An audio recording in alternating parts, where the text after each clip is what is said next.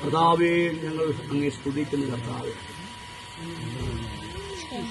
2000-ൽ പരം വർഷങ്ങൾക്ക് മുമ്പ് സ്വർഗീയ മഹിമകളെ വെടിഞ്ഞ് ഈ താണലോകത്തിലേക്ക് ഇറങ്ങി വന്നു മനുഷ്യനായി ജീവിച്ചു.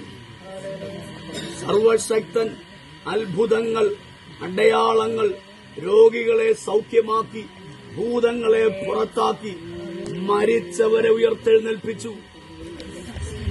ദൈവവചനത്താൽ അവന് എഴുതപ്പെട്ടതുപോലെ പച്ചിരുമ്പാണികളാൽ തറയ്ക്കപ്പെട്ട് മുൾക്കിരീടധാരിയായി ക്രൂശിൽ മരിച്ചു.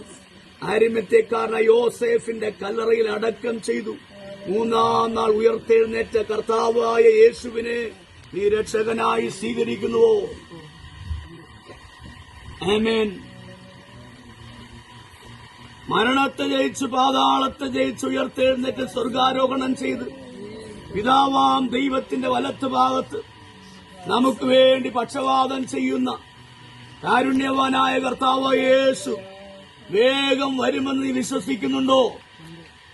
വിശ്വസിക്കുന്നവർക്ക് സ്നാനം നൽകണമെന്നുള്ള യേശു കർത്താവിന്റെ കൽപ്പന ഇന്ന് പകൽ കർത്താവെ ദൂതന്മാരെയും ദൈവസഭയും സാക്ഷി നിർത്തി ഏബലിനെ പിതാവാം ദൈവത്തിന്റെയും പുത്രനായ ക്രിസ്തു യേശുവിന്റെയും പരിശുദ്ധാത്മാവിന്റെ നാമത്തിൽ സ്നാനം കഴിപ്പിക്കുക.